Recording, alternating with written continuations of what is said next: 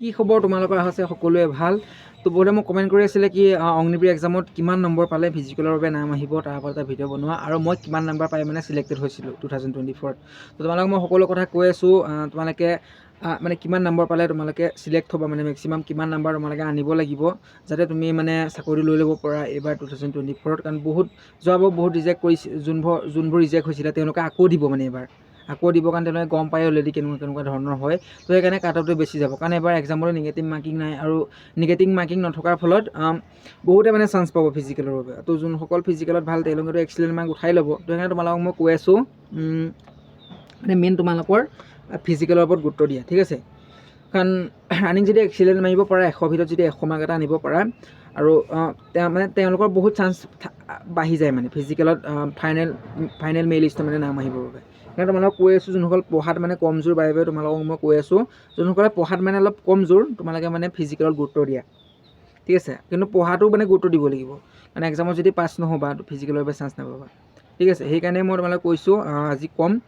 যে তোমালোকৰ অগ্নিবীৰ এক্সামত মানে মেক্সিমাম কিমান এটা নাম্বাৰ পালে তোমালোকে জাষ্ট ফিজিকেল দিব লাগিব কম মানে মেক্সিমাম কিমান এটা নাম্বাৰ পালে মানে মেক্সিমাম কিমান এটা নম্বৰ পালে মানে তোমাৰ চান্স আহিব ফিজিকেলৰ বাবে ঠিক আছে চব তোমালোকে গম পোৱাই তোমালোকৰ যোনটো এক্সাম হয় টোটেল 100 মাৰ্কৰ হয় তোমালোকেও গম পোৱা তোমালোকৰ 30 মাৰ্ক আহে তোমালোকৰ GK যোনটো জেনেৰেল ছায়েন্স 30 মাৰ্ক আহে তোমালোকৰ মেথছ 30 মাৰ্ক ছায়েন্স আৰু তোমালোকৰ যোনটো 10 মাৰ্ক আহে সেইটো তোমালোকৰ মানে ৰিজনিঙৰ আহে যোনটো লজিক এণ্ড ৰিজনিং তো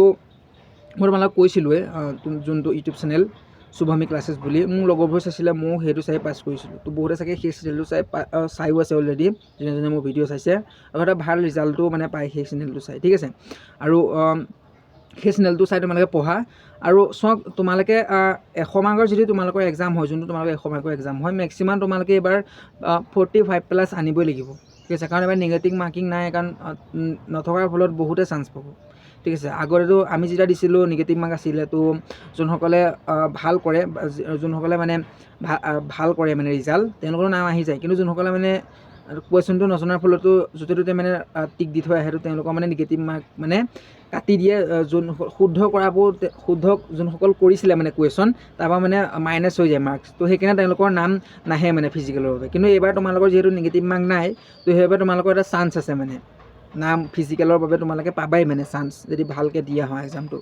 তো 45+ পালে তোমালোকৰ নাম আহি যাব তো তোমালোকে প্ৰথমতে মানে কেনেকৈ এক্সামটো দিবা চাওক তোমালোকৰ যোনটো চেণ্টাৰ পৰে তাতো তোমালোকৰ মেইন তোমালোকৰ কম্পিউটাৰত হ'ব এইটো কোনো অফলাইন এক্সাম নহয় তোমালোকৰ তো তোমালোকে যেতিয়া যাবা তোমালোকৰ 60 মিনিট টাইম দিব যেতিয়া মানে তোমালোকৰ টাইম ষ্টাৰ্ট হৈ যাব কম্পিউটাৰ স্ক্ৰীণত অট'মেটিক তোমালোকে গম পাই থাকিবা টাইম অট'মেটিক তোমালোকৰ ওলাই থাকিব কিমান মিনিট তোমালোকৰ গ'ল কিমান মিনিট টাইম বাকী আছে অট'মেটিক তোমালোকৰ টাইম তাত ওলাই থাকিব তো সেইকাৰণে তোমালোকক কৈছোঁ টাইম মতে তোমালোকৰ নিজৰ মনোযোগ দি যোনকেইটা পাৰাত ধুনীয়াকৈ টিক দি থৈ আহিবা তোমালোকৰ যিটো 4টা অপশ্যন থাকিব ABCDকৈ ধুনীয়াকৈ তোমাৰ টিক দি থৈ আহিবা টিক দিয়াৰ লগতে তোমালোকে প্ৰথমতে চাবা মানে কুৱেশ্যনটো কেনেকুৱা আহিছে আৰু কোনটো কুৱেশ্যন মানে তোমালোকে যিটো যোনসকলে অসমীয়াত চিলেক্ট কৰিছে তেওঁলোকেতো অসমীয়াতে দিব আৰু যোনসকলে হিন্দীত মানে অসমীয়া হিন্দী ছেইম খালি কুৱেশ্যনটো তোমালোকে অসমীয়াত পঢ়িবলৈ পাবা বাকী কুৱেশ্যন এনচাৰ ছেইম থাকে ঠিক আছে কাৰণ অল ইণ্ডিয়া কাটে মানে অল ইণ্ডিয়া লেভেলৰ কুৱেশ্যন হয় 10 পাছ যোনসকল আৰু প্ৰথমতে যোনখিনি পাৰা সেইখিনি প্ৰথমত কৰি ল'বা ঠিক আছে প্ৰথমতে যোনখিনি পাৰা সেইখিনি কৰি ল'বা আৰু মেক্সিমাম তোমালোকে যদি প্ৰথম যদি জিকেখিনি পৰা নাই মেথছৰ কৰিবা আৰু মেথছৰখিনি যদি পোৱা নাই ছায়েন্স আৰু ৰিজনিঙৰখিনি কৰিবা যোনখিনি মানে প্ৰথমতে পাৰা সেইখিনি কৰি ল'বা আৰু যোনখিনি একেবাৰে নোৱাৰা সেইখিনি মানে এনেও তোমালোকে কৰি থৈ আহিব পৰা যোনটো তুমি ভাবা যে এইটো হয় বুলি তো কাৰণ নিগেটিভ মাৰ্ক নাই তোমালোকৰ বাবে ভাল হয়নে নহয় তো মেক্সিমাম 45 মাৰ্ক পাবই লাগিব কাৰণ নিগেটিভ মাৰ্ক নাই ন কাৰণ বহুতে ভাল ৰিজাল্ট কৰিব যোনসকলে পঢ়ি আছে ঠিক আছে আৰু তাৰ লগতে মই কিমান পাইছিলোঁ বহুতে কমেণ্ট কৰি আছিলে ঠিক আছে তো মই যেতিয়া যোনদিনাখনি মই এক্সাম দিবলৈ গৈছিলোঁ অট'মেটিক আমাৰ মানে যোনটো মোৰ চেনেলত কৈছিলোঁ তোমালোক শুভমী ক্লাছেছ বুলি তাত আহিয়ে গৈছিলে সেইখন চিফ মানে কুৱেশ্যন এনচাৰ কাৰণ যোনসকল মানে লাইভ আহে লাইভ পঢ়াৰ ফলত কৈ দিয়ে মানে এটা কুৱেশ্যন কৈ দিয়াৰ ফলত চবেই যদি কয় এখন এনচাৰ চিটে বনি যায় মানে সেইটো চিফ্টত যাৰ মানে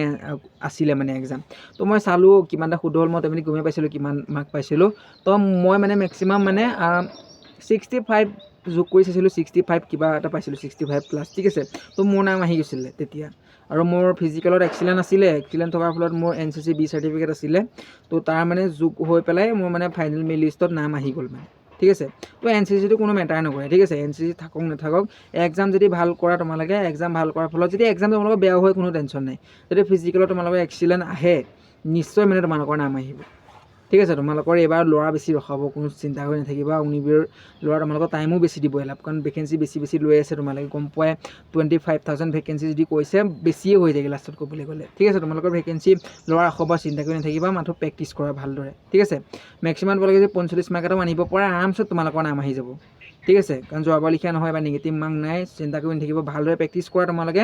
পঢ়া শুনাৰ লগতে ৰানিঙৰ প্ৰেক্টিছ কৰি থকা, আৰামছে তোমালোকৰ নাম আহি যাব, ঠিক আছে।